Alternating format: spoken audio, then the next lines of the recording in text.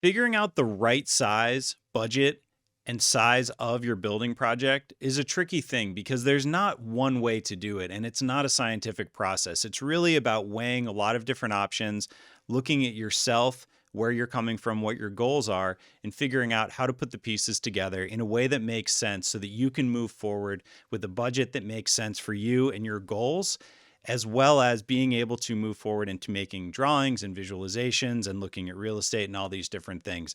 Every project has to go through this. And so today we're going to be talking about right sizing your budget and for your building project overall.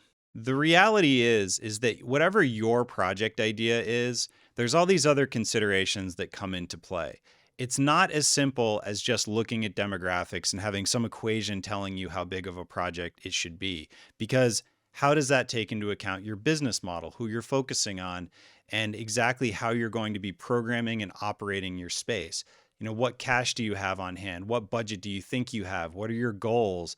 What defines success for you as a business? What kind of profit are you looking for? What kind of opportunities are you seeing? Is there something that's sort of staring you at the face versus are you having to come up with everything on your own? Are you an existing or a new business?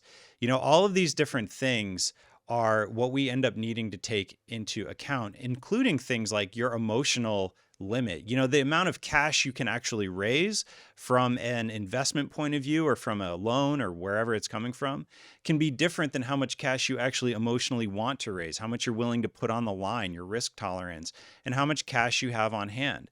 And each market has different real estate. So the cost of real estate, whether you're renting or buying, all these different parts are sort of the stars that are around your idea, and they're all influencing it. And so we just have to weigh it out as we move forward.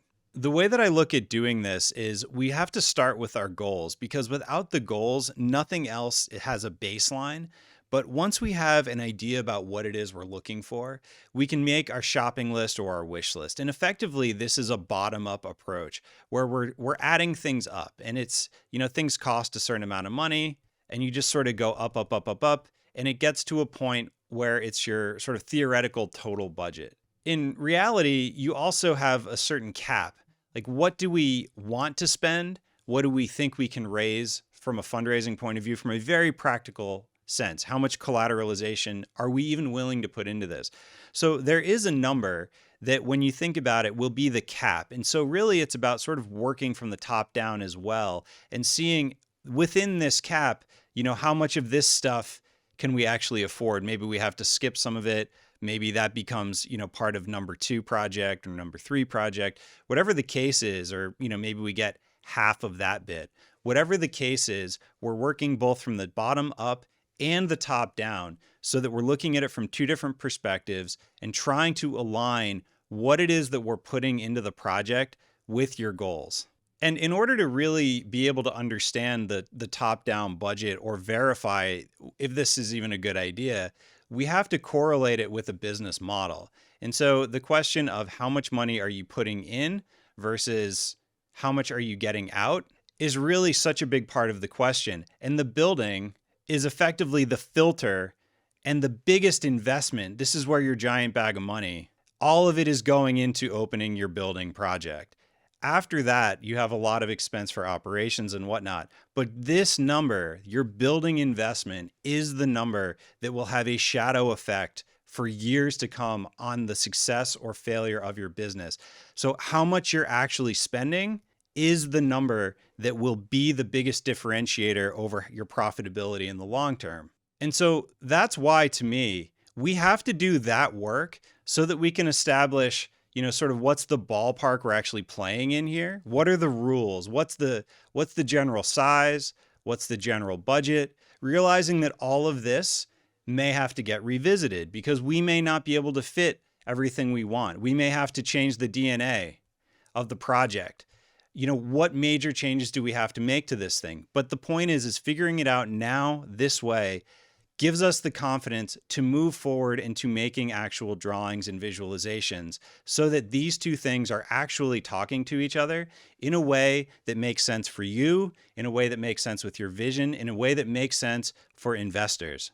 And these drawings become the thing that you end up budgeting which becomes your opening expense. How much money do you have to put in per square foot, say, to get the thing open? That's the question at the end of the day, is how much is that number going to be? How can we adjust it? A lot of that ends up also being how much space you're taking on, and all these different things that have to balance each other out. And certainly as we get going, questions around operations, questions around sort of longer term issues become more costly. But initially, it's the opening expense that is the thing, is your biggest investment to get yourself opening in most cases. So to walk through it and how we work within this type of framework, when we align our goals at the very beginning, we can then create a shopping list working from the bottom up of just adding everything up that we want. And we can also work on a top-down budget to see how much we actually think we can afford. Sometimes there's a huge difference in terms of what people want versus what they can afford. The sooner we figure out, the better. And by verifying that with the business model, it can help us establish a budget or a ballpark of what we're even trying to see. What kind of game are we even playing? And we play that out through drawings, through the actual space itself, how we actually put the building together so that it can support the business model and help produce as a tool, produce cash, produce revenue, while also being an amazing and inspiring place to be. And part of figuring all of this out is the business model itself, of course. So a more traditional business model might have a certain breakout of, memberships versus day passes versus whatever. And what I'm seeing much more in terms of like current and future is much more of a diversified breakup of the way spaces are being taken care of. Because, some people it's all about kids. Some people it's no kids. Some people it's a high performance training center. Some people it's about events or co-working or daycare or whatever it is that is your particular fingerprint for the project. That's the thing that has to be taken into account and plugged in all the way back in your business model, because without taking into account these evolving ways of putting projects together, it's a lot like how bigger businesses or bigger shopping malls used to be put together, where it's a whole bunch of smaller things. Some are anchors, some are secondary, some are revenue centers, some are not.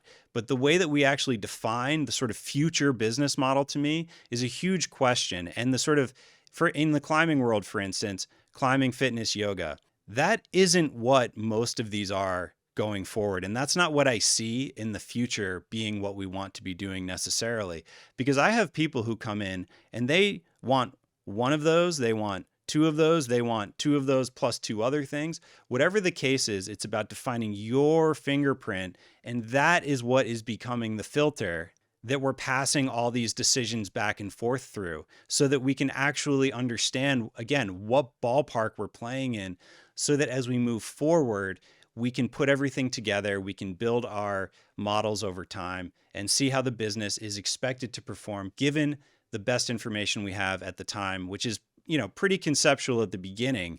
I see so many architects who are working on projects, drawing fairly advanced buildings without any of this work being done or any of this conversation happening. And what are we doing? How can we possibly really draw anything if we have no idea what the constraints are that we're working in?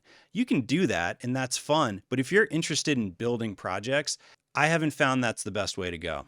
What this ends up looking like is this balancing of financial planning and analysis with the building itself and the expected returns. Like, what are the goals? This is the shopping list. This is one of the things I use with clients, and it's just a list. How much of something do you want? How many of something do you want? Whether it's quantity or size or feeling, could really be almost anything, because we can very quickly translate this into specific numbers that are based on rules of thumb and ratios and relationships and best cost information we have at any given time to give us real numbers very quickly. I call it 30-second math. It's like back of the envelope, but really fast. And it's all based in historical numbers so that we can very quickly start seeing budgets, what the return might be in terms of what we're getting out of it and what we have to put into it to get open.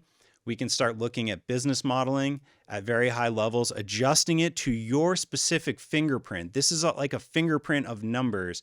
Where are you revenue based for membership, or is it day passes? Is it kids? Is it no kids? Is it whatever it is? How is this all working? And how does that balance against the investment that you have to put in?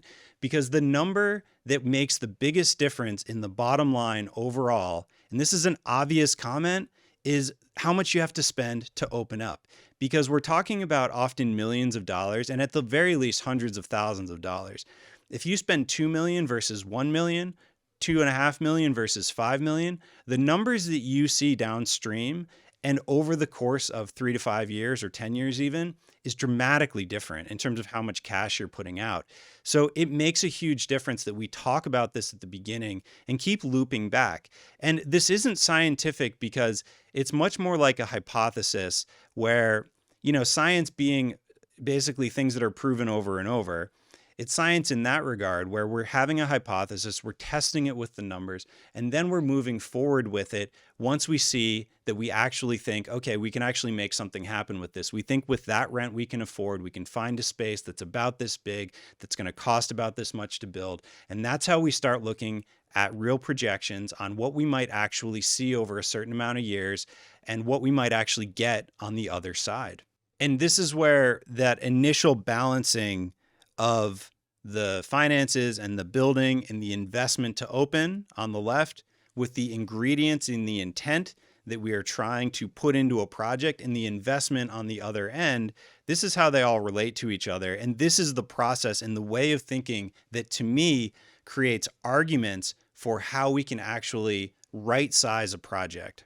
So for me, the question of what's the right size for a project, it really depends on your particular situation and the fingerprint you're looking to put into your project. If you're an existing business who's looking to expand or come up with a new concept versus somebody who's just starting, what your budget is, all these different things that you're seeing from opportunities and just the reality of cash, how much you can even get, how much you even want to get. It doesn't matter what you have to start with because we start sort of roughing the whole thing out, looking at numbers at a high level with the filter of your goals, your ambition, your vision, putting it together in a way that starts to make sense. It sort of is, it's all very kind of murky at the start. Usually there's a few things like we can't spend more than this amount of money, or we have this building already, or this is what rent is in our area. Whatever we can sort of anchor as a starting point, we can then start to fill in the gaps and start to put together models that are telling us at a conceptual level what we think we can see for a certain investment on the other side. And the building becomes the filter in the middle that everything is passing through. That is the investment. That is the filter. That's the engine of your business. And that's why, to me, it's so important, because the way that we put that engine together to support your operations, the right spaces for the right programming, all that kind of stuff, they have to work together. The building and the operations and the sizing and the investment and the outcome on the other end, it all has to sing the same song. And when we can do that and pair that with a compelling, inspirational project that people want to go to, that's when we hit home runs. Because now you have a place that is a thriving business. You've modeled it out to be a successful business, different revenue streams or whatever the mix is for you. You're not overspending on the opening aspect, and you're getting the returns you need on the other end while still having a space that people are inspired to come to and be loyal to when other competition comes in, as it always will. This is the best case, and this is why we model projects this way, because then you can move forward confidently. That's the story you're telling to investors. That's the story that you're telling to people who are coming into your community, that you're sharing your passion with. And so when it comes to right size, facility, and budget, that's the way I look at it. It's sort of like triangulating yourself in amongst the stars. And there's not one right way. I think it's a very false narrative when people, oh, well, you have this many people, so it just has to be this. Because the amount you spend has everything to do with that. It might make sense to do a facility of a certain size, but if you have to spend way more to get there, it still might not work. Or conversely, if you somehow get access to a building that's a really good opportunity for a low cost, or maybe you have one, maybe you can build more. Maybe you can build something bigger and maybe figure out how to fill it up with your programming. So I don't think it's just one or the other. I think it's always a little bit more nuanced. And that's why it really is more of a hypothesis, test, iterate, have different strategies that you're playing out and see how it all just works together. And that's really what this process is about. If you'd like to talk to me about what you're up to, please reach out. There's links in the description in the video. And thanks for watching, and I'll see you in the next video.